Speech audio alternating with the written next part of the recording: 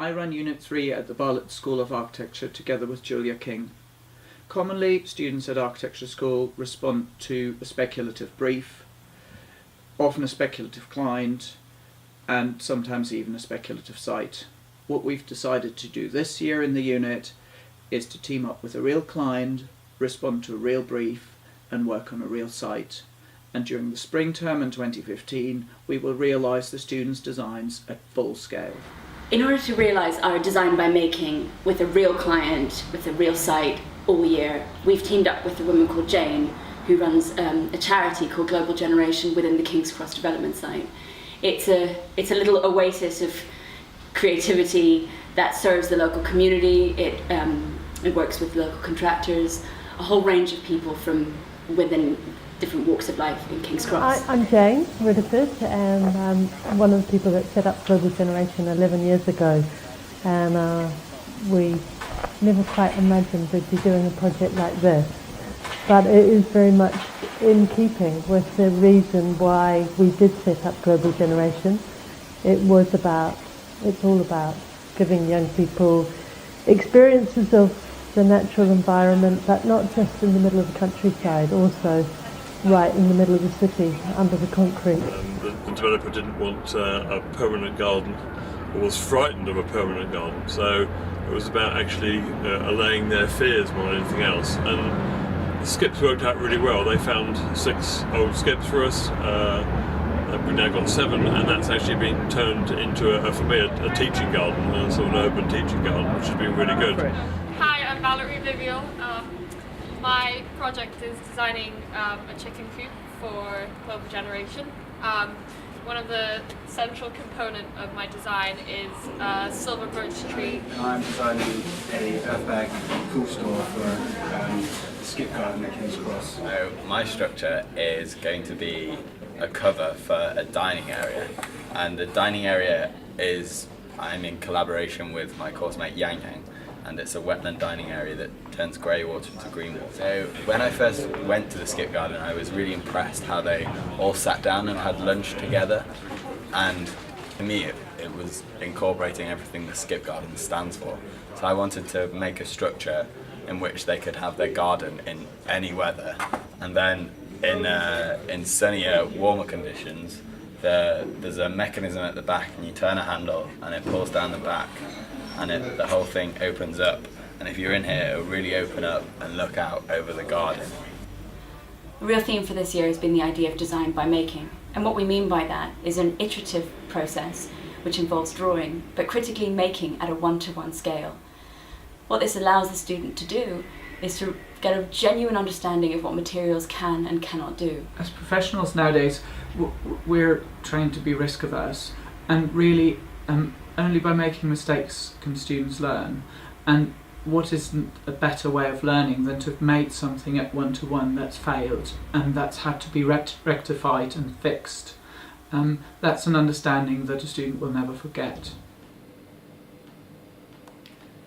So what I'm doing here is I'm laying out a sheet which is then going to be cut on the pacer downstairs, which is basically a really big CNC machine, CNC miller. Since practicing with power mill and making a couple of mistakes, I feel I've gotten to a stage now where I can design something in the morning on MicroStation, put it all together, put it into power mill, and then have it cutting by the afternoon.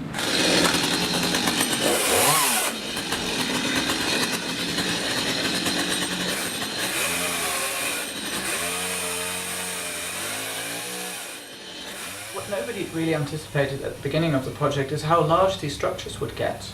Of course the sites become smaller, so we had to be very efficient with space. And of course the client has requirements that we just have to meet. If you want to run an event in one of our buildings, then it's got to be of a certain scale. But with 2-storey structures being proposed in the centre of King's Cross, a planning application was needed. And what actually was the biggest challenge in the whole process wasn't so much the second years doing the planning application, it was simply compiling all the information from all the parties that had to input into the documents. I'm working on the access and design statement. this has kind of been a process so far of compiling lots of information from the student and Global Generation and Argent. From the student, I've been getting information about their projects, kind of to explain the rationale behind their projects, and also to get drawings of their projects and also images for the proposal. From Global Generation, I've been getting kind of their operational information, and then from Argent, kind of been trying to get information about how Global Generation fits within their plans for the rest of the regeneration area. So in the planning process, I was responsible for doing the drawings, and after I had finished that, we got planning permission relatively quickly, in about 3 weeks, and then we were all just really excited to go on site.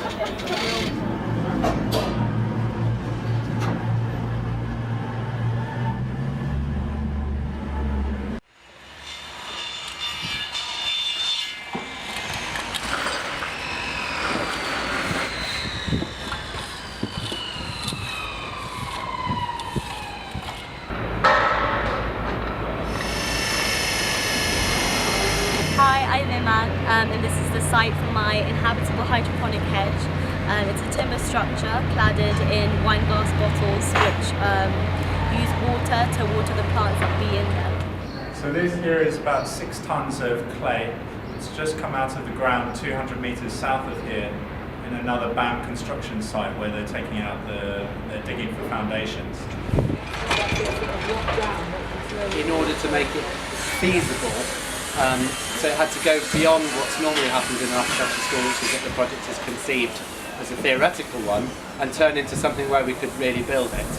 So what we had to do is we had to become very quickly sort of interested in the world of health and safety and how it was done properly. It's across the timber crush.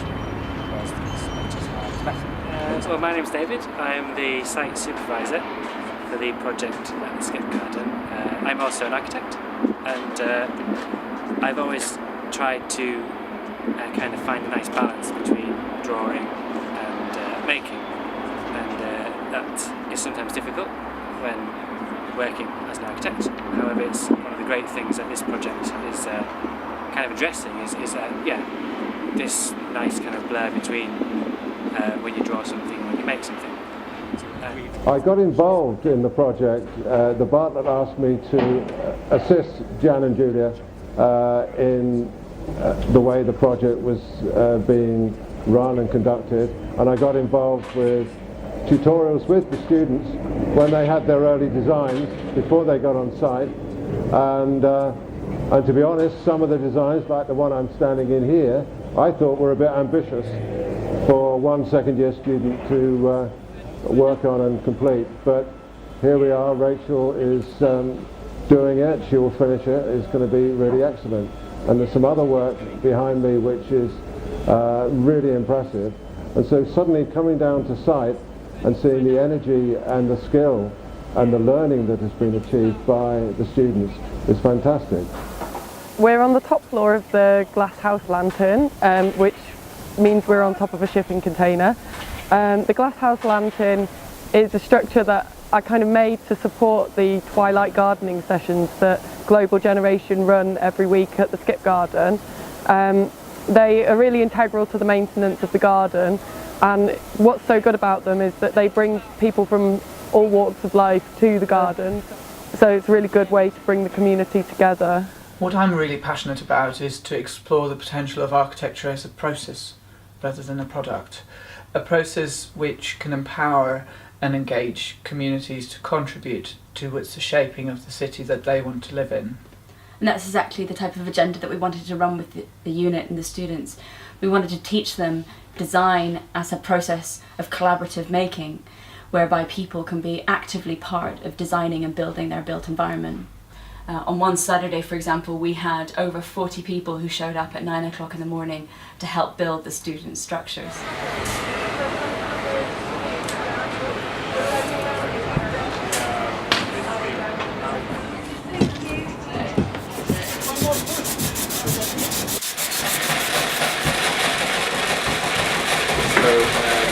That structure promote our involvement was, so what we have done is taken Ali's idea and adjusted it and tweaked it to make it structurally sound in accordance with building regs, but using his aspiration to use scaffold boards and recycled materials. Now, academically, for the Bartlett or for any school of architecture, I think this is fantastic because the work the students are doing is design.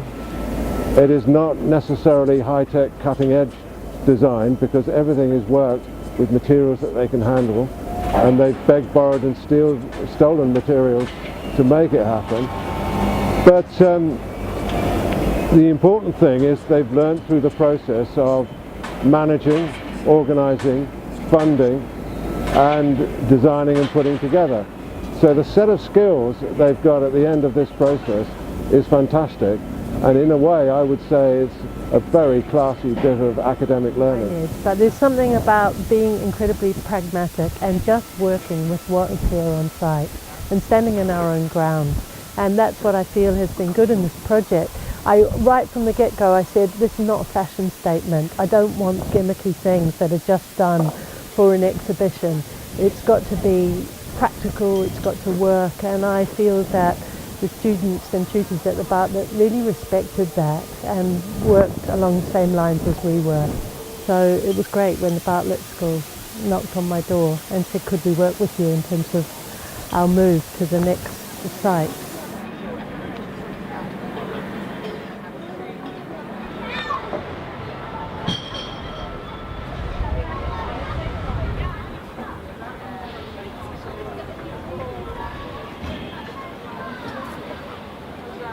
We've been contributing to work on the Skip Garden project, particularly the lantern, which you can see here in the background, and it's so fantastic to see everyone enjoying it.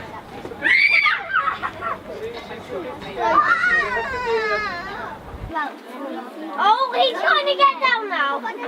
He wants to get down. Hey, to put him down. Yes, got all the legs. Like that's not a chicken.